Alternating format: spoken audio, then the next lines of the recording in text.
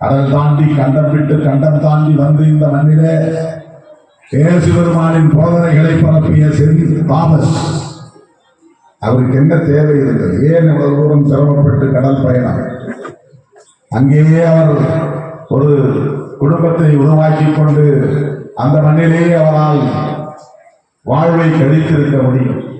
ஆனால் அவர் போக்குவரத்து வசதி இல்லாத காலத்தில், விமான போக்குவரத்து இல்லாத காலத்தில்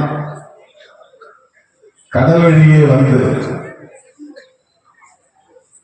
இந்தியாவில் அடியெடுத்து வைத்து இங்கு இருக்கக்கூடிய மக்களின் மொழியை கற்று அந்த மொழி மூலமாக பைபிளை அவர்களுக்கு சொல்லி தந்து அவர்களிடையே இருக்கிற பாகுபாடுகளை களைவதற்கு போராடி கடைசியில் மதவெறியர்களால் படுகொலை செய்யப்பட்டார் பரங்கி மலையிலே.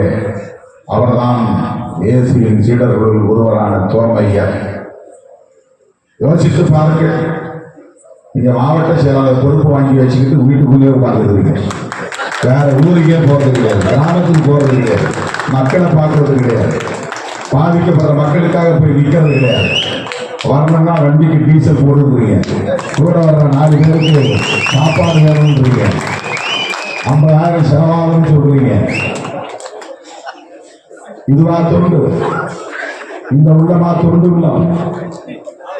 நல்லா தூங்கிட்டு தூங்காம இருந்தா நான் வரணும் கூட.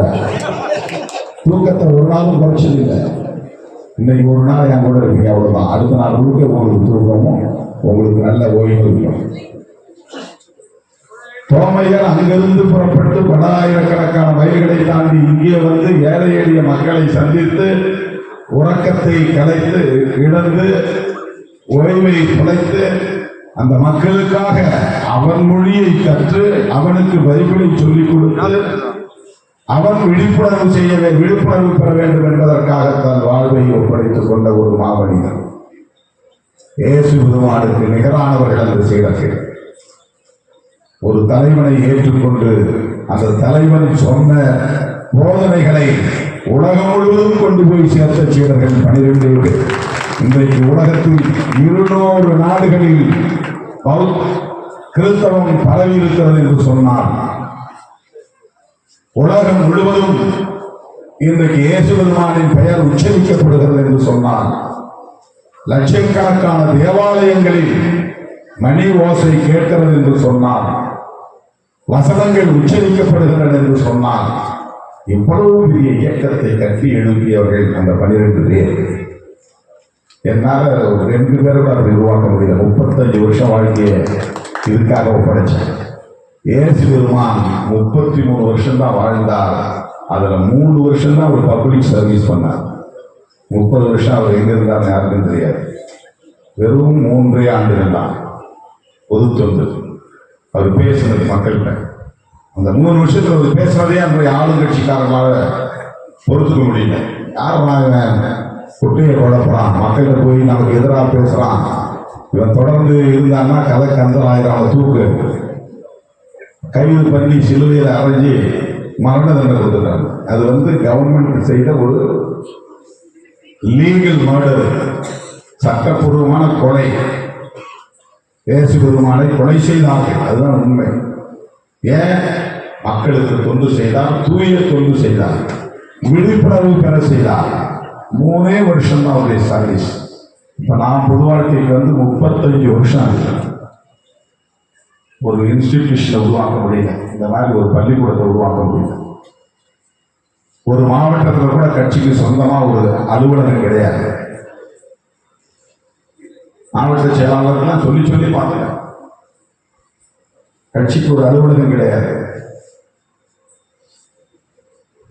கரூரில் செத்து போன 41 குடும்பத்துக்கு ஆளுக்கு கொஞ்சம் நிதி கொடுக்கணும், மாவட்ட செயலாளர்கள் ஒரு 10,000 ரூபாய் அனுப்பணுமான்னு சொன்னேன். வெறும் 33 பேர் தான் 10,000 அனுப்பணும். 144 மாவட்ட செயலாளர்கள், 144 மாவட்ட செயலாளர்கள் ஆளுக்கு 10,000 அனுப்பிச்சிருந்தா 14,40,000 ரூபாய், 14 லட்சம் இருக்கும். நான் எதிர்பார்க்கல, வேற மாதிரி நான் அரேஞ்ச் பண்ணி அவங்க எல்லாத்துக்கும் காசு கொடுத்துட்டேன். ஆளுக்கு 50,000 1 லட்சம் கொடுத்தோம்.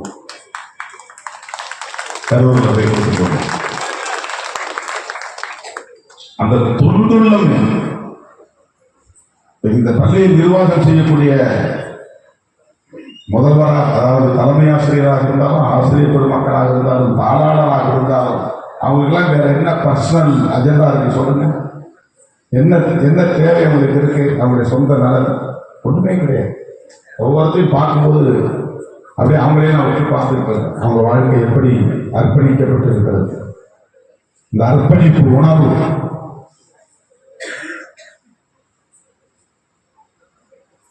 இந்தியா முழுவதும் இப்படி பள்ளி, கல்லூரிகள், மருத்துவ மனைகள் என ஏராளமான தொண்டு நிறுவனங்கள் ஏழை எளிய மக்களுக்கு வீடு கட்டி தருவது கிறிஸ்தவ நிறுவனங்கள் தான். கழிப்பிட வசதிகளை கட்டித் தருவது, முதியோர் இல்லங்களை நடத்துவது, தொழுநோயாளிகளுக்கு என்று மையங்களை நடத்துவது, மனநலம் பாதிக்கப்பட்டவர்களுக்கு என்று மருத்துவ மையங்களை நடத்துவது. மென்டலி ரிட்டார்டட் சில்ட்ரன் நம்மளால வச்சு மெயின்டைன் பண்ண முடியாது. அந்த பிள்ளைகள், பிசிக்கலி சேலஞ்ச் மாற்றுத்திறனாளி பிள்ளைகள், ஆர்ஃபனேஜ் அனாதை பிள்ளைகள். பாபு பேசும்போது நமக்கு அப்படியே உருக்கமா இருந்துச்சு. எங்க அப்பா, நான் பிறந்த 2 மாசத்துல எங்க அப்பா இல்லை, எனக்கு எங்க அப்பா முகத்தை நான் பார்க்கல. ஆனாலும் அவருக்கு ஒரு குடும்பம் இருந்தது. ஆனால் அப்படியும் இல்லாத எத்தனையோ லட்சக்கணக்கான குழந்தைகள், யார் அப்பான்னு தெரியாது, அம்மான்னு தெரியாது, எந்த குடும்ப உறவும் கிடையாது, அவர்களுக்கு உடை வாங்கி தர ஆள் கிடையாது, உணவு வாங்கி தர ஆள் கிடையாது, அன்பே கொஞ்சம் ஆள் கிடையாது, அள்ளி அணைக்க ஆள் கிடையாது, முத்தம் கொடுக்க ஆள் கிடையாது, அழும் நேரத்தில் கண்ணீரை துடைத்து விட ஆள் கிடையாது. அப்படிப்பட்ட பிள்ளைகளை பாதுகாக்க வேண்டும், பராமரிக்க வேண்டும் என்கிற தொண்டுள்ளம் கிறிஸ்தவத்தில் இருந்துதான், கிறிஸ்தவ தொண்டு நிறுவனங்களிடம்தான் இந்த நம்மிலே உருவானது. எத்தனை இடங்கள சில பேர் இப்ப சம்பாதிக்கிறதுக்குன்னு நிறைய ஏஜ், அதாவது முதியோர் இல்லங்களை உருவாக்குறாங்க. அது கமர்ஷியல், அது வேற, எந்த எதிர்பார்ப்பும் இல்லாமல், அது மனநலம் பாதிக்கப்பட்டு பிறக்கும் போதே மன வளர்ச்சி இல்லாமல் குறைவான வளர்ச்சியோடு பிறக்கிற பிள்ளைகள் எப்படி மெயின்டைன் பண்ணிக்கிறீங்க? எப்படி வச்சு வளர்க்க முடியும்?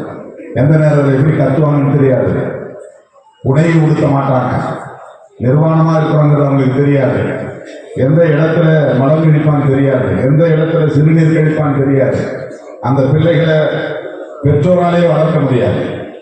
அப்படிப்பட்ட பிள்ளைகளை தேடி பிடித்து எடுத்து ஒரு மையத்தை உருவாக்கி அங்கே வைத்து அவர்களை பாதுகாத்து, அவர்களை பராமரித்து, அவர்களுக்கு மருந்து கொடுத்து, அவர்களை ஆளாக்கக்கூடிய அளவுக்கு சிந்தித்து பார்த்து, இப்படிப்பட்ட ஒரு மதத்தை இன்றைக்கு மக்களுக்கு எதிரான மதம் என்று வெறுப்பு அரசியலை பரப்புகிறது ஒரு கும்பல், சனாதன கும்பல். அந்த கும்பலை எதிர்த்து போராடுகிற இயக்கம்தான் விடுதலை சிறுத்தைகள் கட்சி என்பதை இன்றைக்கு நாம் உறுதியாக பதிவு செய்திருக்கிறோம். நமக்கும் அத்தகைய தொண்டுள்ளம் தேவை. செய்திகளை உடனுக்குடன் தெரிந்து கொள்ள கீழ்கண்ட கேபிள் மற்றும் டிடிஹெச் நெட்வொர்க்குகளில் எம்நாடு செய்தி தொலைக்காட்சியை காணுங்கள். பாதகம் செய்பவரை கண்டால் நாம் பயம் கொள்ளலாகாது பாப்பா. மோதி மிதித்து விடு பாப்பா, அவர் முகத்தில் உமிழ்ந்து விடு பாப்பா. அண்மை செய்திகளை உடனுக்குடன் தெரிந்து கொள்ள இணைந்திருங்கள் எம்நாடு தொலைக்காட்சியுடன்.